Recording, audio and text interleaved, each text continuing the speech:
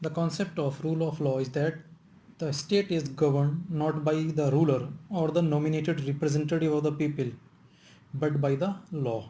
The Constitution of India intended for India to be a country governed by the rule of law, and it provides that the Constitution shall be the supreme power in the land, and the legislative and executive derive their authority from the Constitution. It implies that the ruler, the king, queen, or his ministers, or the common masses all are under the law. No one is above the law. Tiffany Madison says, rule of law is a legal principle that law should govern a nation and not arbitrary decisions by individual government officials. There must be a law to govern a particular country. In simple words, the men are ruled by law and not by men, and it primarily refers to influence and authority of law within society, particularly as a constraint upon behavior, including behavior of government officials. We may say it can be defined as a situation in which the law of the land is superior than the government ruling the land. Understand? The law of the land is superior, not the government.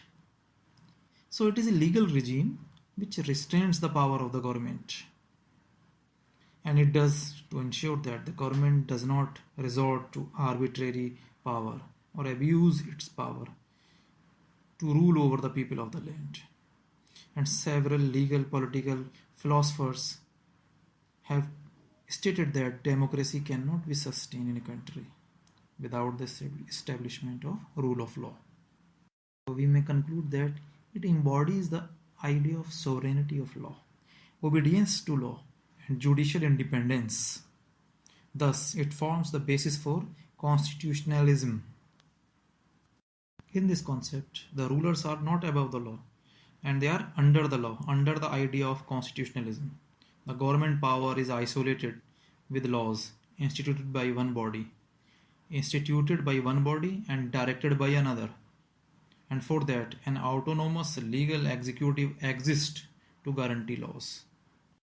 Dicey has given a concept of rule of law, and first point according to him in a rule of law is that supremacy of law. Supremacy of law means absence of arbitrary power is there. Second is equality before the law, and third according to him is predominance of legal spirit. So supremacy of law or the absence of arbitrary means law rules over all the people, including the persons administering the law also. The lawmakers need to give reasons for their actions. They are accountable for their actions. They have to justify their actions under the law and the powers they are using and administering the law. So no one is above the law. Even a king is under the law. The second point, according to Dicey, is equality before the law. The principle of equality, according to him, it ensures that the law is administered and enforced in a just manner. It is not enough to have a fair law, but the application of the law should be in a just and fair manner. The law cannot discriminate between people on any ground, on ground of sex, race, religion, caste, region, etc. And the idea of Dicey of equality is being codified in Indian Constitution under Article 14 and UDHR under the preamble and under Article 7. Essential of rule of law society according to Dicey is predominance of legal spirit, the primacy of the rights of individual. It means the rights of the individuals are having the primacy in a rule of law society. The constitution is the results of rights of individual as defined and enforced by the courts of law, rather than constitution being the source of individual rights. So my dear students, the courts of law define and enforce practically the rights of individual. The constitution is the result of that Constitution is not the source of individual rights. According to Dicey, that there should be an enforcing authority, and that could be found in courts. And courts are the enforcers of the rule of law. They must be impartial, fair, and free from all types of influences. So independence of judiciary and freedom of the judicial system becomes an important pillar to the rule of law. And in modern society, rule of law has come to be understood as a system which has safeguards against official arbitrariness. It prevents anarchy and allows people to plan the legal consequence of their actions. Of rule of law are, there must be constraints on government powers. Everything must be under the limitation. Every organ of the government should function within its boundaries. No organ of the government should encroach the powers of other. And the presence of arbitrariness will be making it antithesis to the rule of law. It is antithesis. Arbitrariness is antithesis to the rule of law. So the limitation over the government, either through the laws itself passed by the parliament or through the judiciary, supervision through the judiciary of its actions, is required in this rule of law. The absence of corruption along with the limitation of government powers. Law and order and security is required in the rule of law society. The government should be open. Open means the government should allow the inquiries and the questions to be asked either through the parliament or through the RTIs. There must be regulatory enforcement. It means how the regulations are effectively enforced in the society. There must be civil and criminal justice system which must be free and fair and independent from all the external factors. And there must be informal justice system also, like panchayat system. Theoretical application of rule of law in India. India accepts and follows the concept of natural law, and the doctrine of rule of law given by the Dicey is being adopted in India, and we have justice, liberty and equality as the ideal of the constitution, which are enshrined in the preamble itself. The Constitution of India intended for India to be a country governed by the rule of law, and it provides that the constitution shall be the supreme power in the land, and the legislative and the executive derive their authority from the constitution. So any law that is made by the legislature must be in conformity with the constitution, failing which it will be declared invalid. This is provided in the constitution. One of the most celebrated fundamental right to life and personal liberty, Article 21, provides a further check against arbitrary executive action by stating that no person shall be deprived of his life or liberty, except in accordance with the procedure established by law. Further, the Article 14 ensures that all citizens are equal and no person shall be discriminated on the basis of sex, religion, race, or place of birth. And Article 19 along with 14 and 21 are so basic that they are also called the golden triangle articles of the Indian Constitution. We have a separation of power, though not it is strict, but independence of judiciary from the executive is one of the hallmark of Indian Constitution, which is hallmark of rule of law. And the judiciary protects the rights of the citizens through the writ jurisdiction under Article 32 and 226 respectively. Of Satwan Singh Sahani versus D. Ramarathanana, Supreme Court held that every executive action, if it operates to the prejudice of any person, must be supported by some legislative authority. Should support if any action is against the interest of any person. The legislature or the law must support that action taken by the executive. In case of Chief Settlement Commissioner Punjab versus Prakash, it was observed by the Supreme Court that in our constitutional system, the central and most characteristic feature is the concept of rule of law, which means in the present context, the authority of law courts to test all administrative action by the standard of legality. The executive action or the administrative action that does not meet the standard will be set aside if the aggrieved person brings the matter into the notice.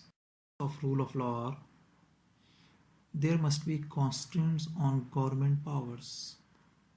Everything must be under the limitation. Every organ of the government should function within its boundaries. No organ of the government should encroach the powers of other, and the presence of arbitrariness will be making it antithesis to the rule of law. It is antithesis. Arbitrariness is antithesis to the rule of law. So the limitation over the government, either through the laws itself passed by the parliament or through the judiciary, supervision through the judiciary of its actions, is required in this rule of law. The absence of corruption along with the limitation of government powers. Law and order and security is required in the rule of law society. The government should be open. Open means the government should allow the inquiries and the questions to be asked either through the parliament or through the RTIs. There must be regulatory enforcement. It means how the regulations are effective.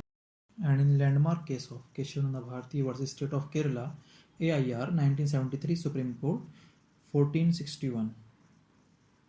The scope of rule of law was expanded in the present case, and the rule of law was held to be part of the basic structure of the Indian Constitution, and it cannot be abrogated or destroyed even by Parliament.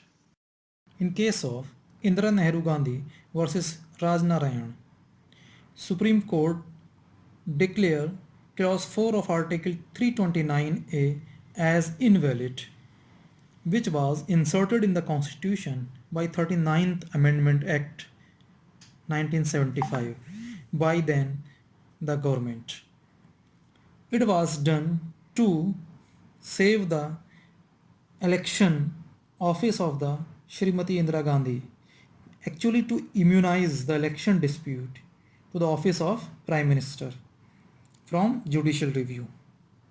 And in the opinions of Justice Khanna and Justice Chandrachud, insertion of 329A was in violation of concept of basic structure. And according to Justice Ray, the validation of Prime Minister's election was not by applying any law. Therefore, it offended the rule of law. And Justice Matthew was of the view that Clause 4 of Article 329A offended the rule of law, which is the basic structure, and it postulates the pervasiveness of the spirit of law throughout the whole range of government in the sense of excluding arbitrary official action. And in the same way, Justice Baig was of the view that jurisdiction of Supreme Court to try a case on merits cannot be taken away without injury to the basic postulates of the rule of law and of justice within a politically democratic constitutional structure.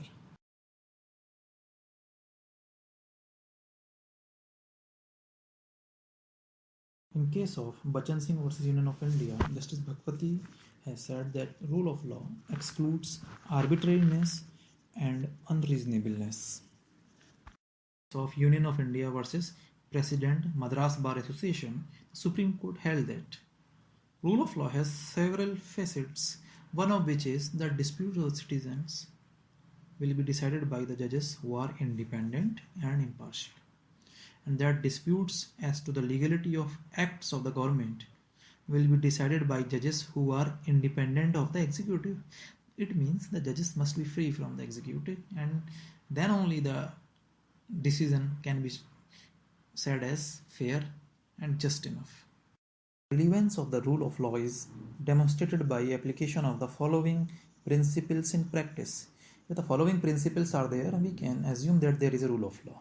The separation of the power between legislature, the executive and the judiciary, and the law is being made by the representative of the people in an open and transparent way. With the discussion, the law and its administration is subject to open and free criticism by the people, who may assemble without fear.